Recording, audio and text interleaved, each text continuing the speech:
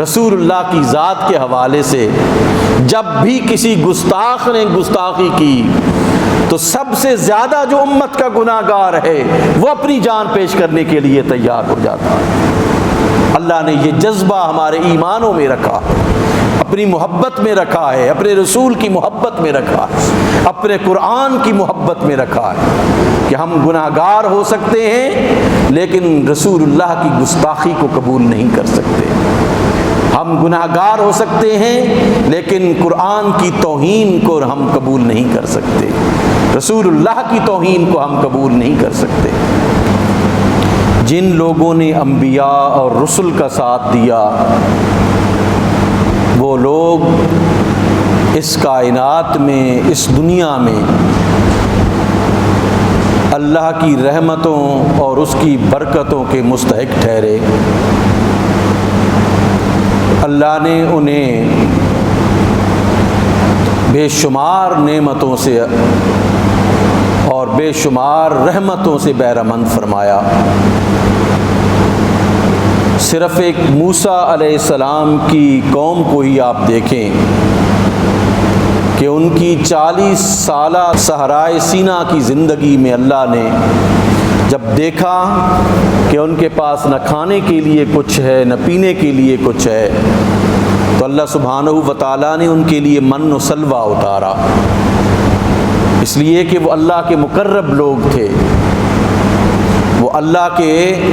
برگزیدہ ہستی کے ساتھ انہوں نے اپنی اٹیچمنٹ کر لی تھی۔ اسی طرح اللہ سبحانہ و تعالیٰ نے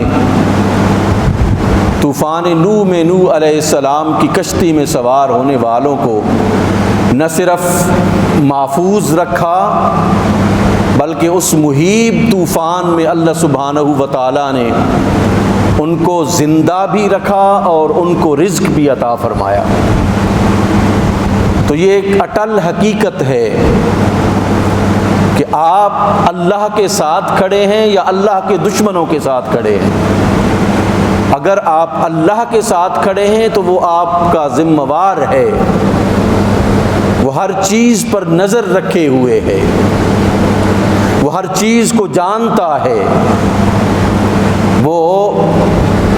غار میں لیٹے ہوئے اصحاب کہف ہوں، وہ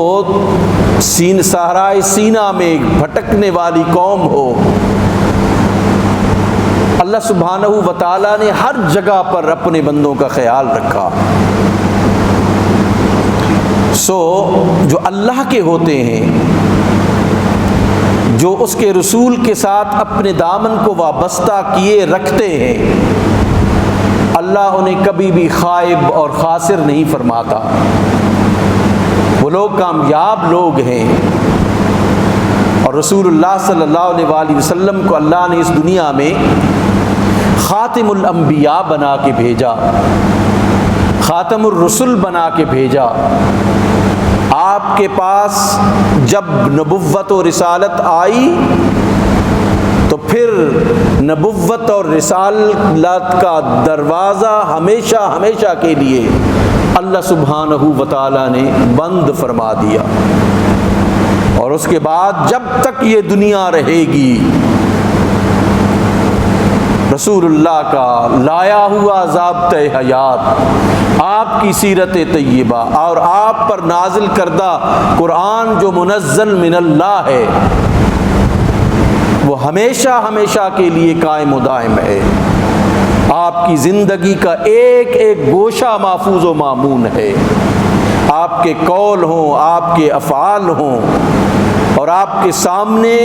کوئی عمل کیا گیا ہو جس پر آپ نے خاموشی اختیار کی ہو، جسے تقریر کہا جاتا ہے ہماری حدیثوں کی زبان میں، آپ کے قول ہو، آپ کا فعل ہو اور تقریر ہو، آپ کے احوال ہوں، جو کچھ بھی ہے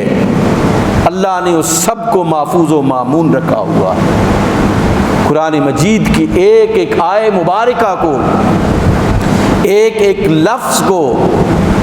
اللہ سبحانہ و تعالیٰ نے محفوظ و مامون رکھا ہوا ہے۔ ذرا بھی اس کے حوالے سے کسی بادشاہ نے، کسی حکمران نے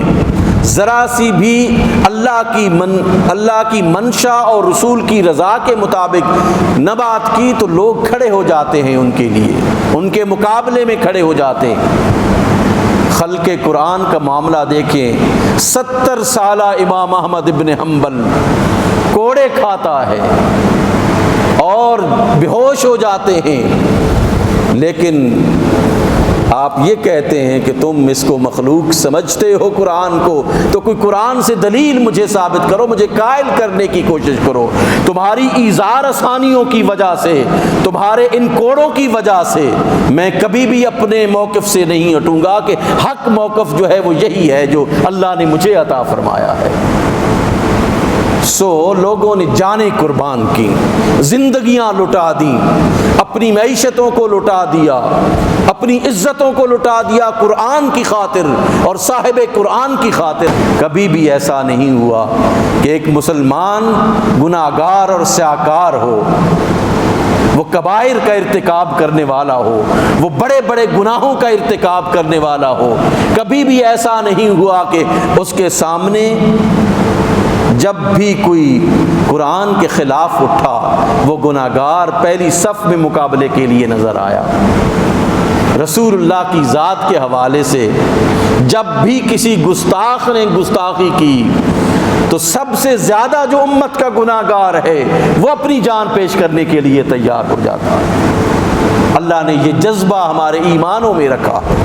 اپنی محبت میں رکھا ہے، اپنے رسول کی محبت میں رکھا ہے، اپنے قرآن کی محبت میں رکھا ہے کہ ہم گناہگار ہو سکتے ہیں لیکن رسول اللہ کی گستاخی کو قبول نہیں کر سکتے۔ ہم گناہگار ہو سکتے ہیں لیکن قرآن کی توہین کو ہم قبول نہیں کر سکتے، رسول اللہ کی توہین کو ہم قبول نہیں کر سکتے۔ اس دنیا میں رسول اللہ کی ذات ایک بہت بڑی نعمت ہے جو اللہ نے ہمیں عطا فرمائی ہے۔ میں نے عرض کیا کہ ہم رسول اللہ کو آخری نبی اور آخری رسول مانتے ہیں اور یہ سمجھتے ہیں کہ جو اللہ کے اس رسول کو آخری رسول اور خاتم النبیین نہ مانے وہ دائرہ اسلام میں نہیں آ سکتا۔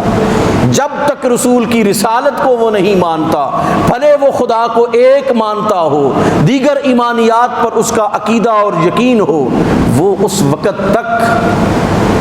مسلمان نہیں ہو سکتا جب تک رسول کی رسالت پر جو ہے وہ اور آپ کے خاتم المرسلین، آپ کے خاتم النبیین ہونے پر یقین نہیں رکھتا۔ 100 سے زائد آیات کریمہ اللہ سبحانہ و تعالیٰ نے قرآن مجید میں آپ کے خاتم النبیین ہونے پر جو ہے وہ اتاری ہیں۔ 100 سے زیادہ آیات کریمہ جو ہے وہ اللہ سبحانہ و تعالیٰ نے قرآن مجید میں رسول اللہ کی ختم نبوت کی تصدیق کے لیے بطور دلائل اللہ سبحانہ و تعالیٰ نے ان آیات کو اتارا ہے۔ اسی طرح خود دیکھیں یہ رسول اللہ صلی اللہ علیہ وآلہ وسلم کا یہ جو منصب تھا یہ آپ کی ذات کے لیے نہیں تھا بلکہ اللہ کے لیے تھا۔ آپ کا خاتم النبیین ہونے کا جو ٹائٹل ہے یہ اللہ سبحانہ و تعالی قرآن کے لیے، دین کے لیے، اسلام کے لیے تھا۔ اس لیے آپ صلی اللہ علیہ وآلہ وسلم کے 210 سے زیادہ اقوال گرامی اور افعال گرامی اس بات پر شاہد ہیں کہ آپ خاتم النبیین ہیں، آپ خاتم الانبیاء ہیں، آپ خاتم الرسل ہیں۔